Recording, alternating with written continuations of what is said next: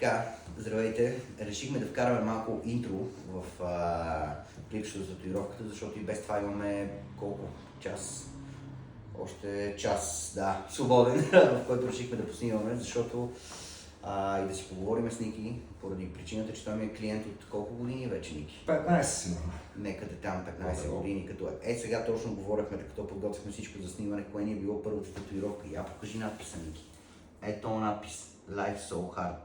И това нещо май го правихме в караваната или в студиото? Караваната 2010 година, мисля, че беше. Не е мръдно. Да, на мен първото ми студио беше в каравана. При положение, че съм строител. И татуировките при него не се пазят по абсолютно никакъв начин. Няма миене, няма мазане, няма нищо. И за тия години бая направихме. Целият ръкав от любимите ми чикано модели тогава. Много обичах да ги правя. После това даже скоро, това го правихме миналата година. Миналата година го правихме. Даже мога да се види различните мастила с годините, които се правех. Даже няма почти никаква разлика. Те си седят като роли. Да, добре се получиха нещата. Крак са направили. Много добре. Ние ще направим една така, ще понаснимаме, да ти кажа честно. Това така е интересно, като влог го правим. Готино. Обичам така да работя с хора, които... Защото аз правя татуировки от колко, може би 15 години или малко над 15 години. И е много хубаво, когато дойде някой, в смисъл е така като Ники, с който си правим нещата, така се виждаме веднъж годината, веднъж два пъти на 2 години. Много добре. И така, ще продължаваме с татуирането. Stay tuned for more. Така, ето ни го и моделчето, което е една лека интродукция да направим. Го сглобихме от ето тези два модела на моята програмка. Photoscape, много приятна за работа. И сега ще го обработим така, че да става за шаблон на машината за шаблони. Цак.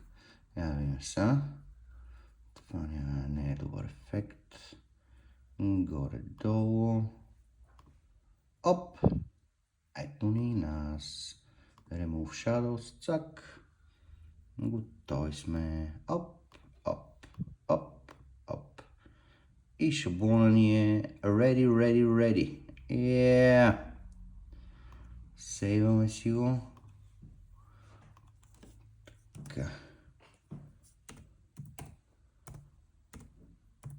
Стенсил. И си го пускаме през машината. Така. И сега подготвяме абсолютно всички части на модела. Преди отпечатката, заедно с отпечатката, които мога да гледам целият модел. Ето за него, който ще изрежа и ще залепа, така че да мога да го виждам хубаво. Отпечатката на индиго, която ще лепим, и само контура на низ хартия, за да мога да следя абсолютно всичко от целият модел. Общо взето, това е идеята.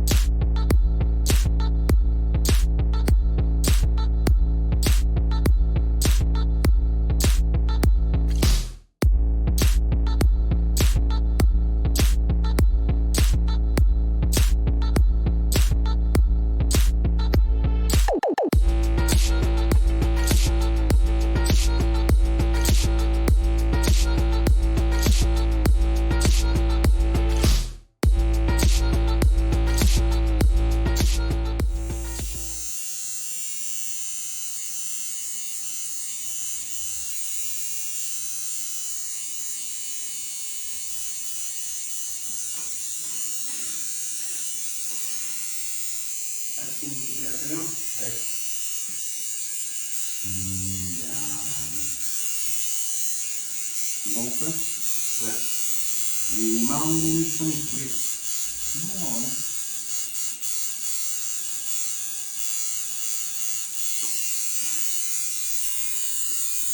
Така, работиме се с Ники вече близо 4 часа.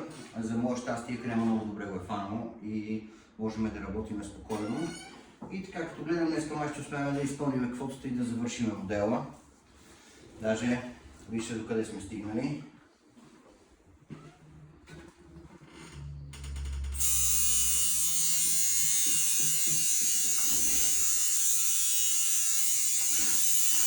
И пълно.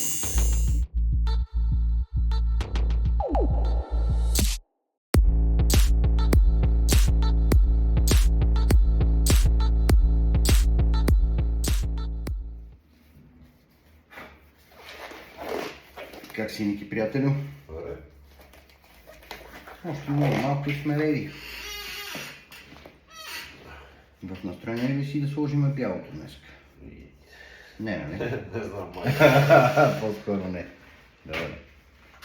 Не, бе, днес си достатъчно голям герой, май ти. Нещо се измори. Ти си, аз се изморих, къде не ме Не, бори. измори се гърба. Помня, си измориш ти си. Значи ние някъде 2,5 започнахме истинската работа, нали така? Да. До тогава мислехме, чакахме крема и всичко останало, нали така? Което значи, че в момента колко е часа? 7. 5 часа и половина чиста работа. Не е малко копър.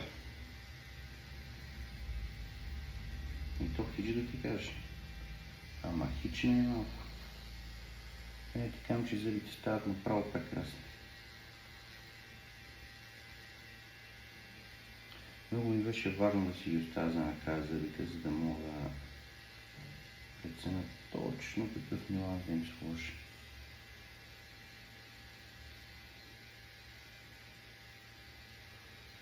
Значи може би при други обстоятелства бих се... Сега изразил не бих казал, но бих настоял за бялото, но като се сетя по-напрежно с тебе направо няма вариант да причиня това нещо. Леко друг път, като се... Не, следващия път не. Това не е малко рисуване. 5 часа и половина чиста работа.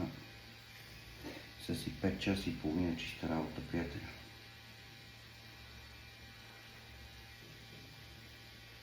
По никакъв начин не е малко.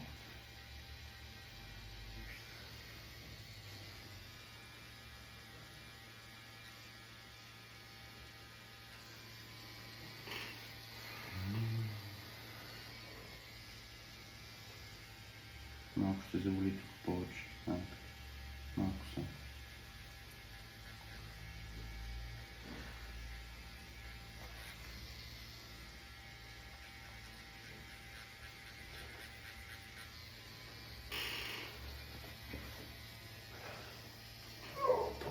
Цяла кръста, някой. Много Не обръщам внимание, Сашо, там като ровиш на раната и преместваш болката. Много сериозно.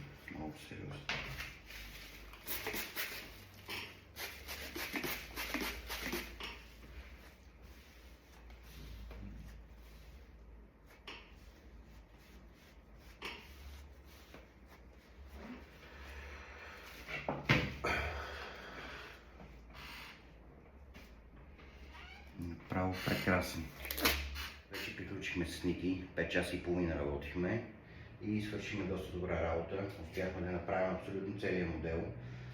Сега остана да сложим бяло, но ще го сложим следващия път, защото на Ники вече му дойде в повече. Но като цяло се справихме доста добре, имаме контраст.